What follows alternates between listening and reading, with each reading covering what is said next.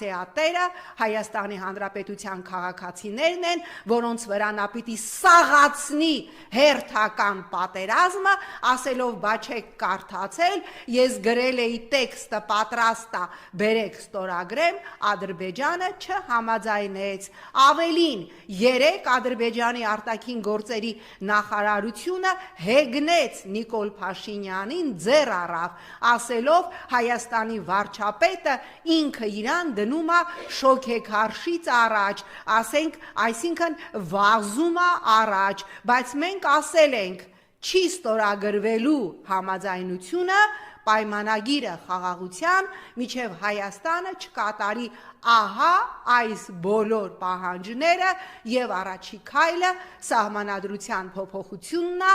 երկրորդ քայլը ԵԱՀԿ Մինսկի խմբի լուծարումն է, երրորդ քայլը, ինչպես ասեցի,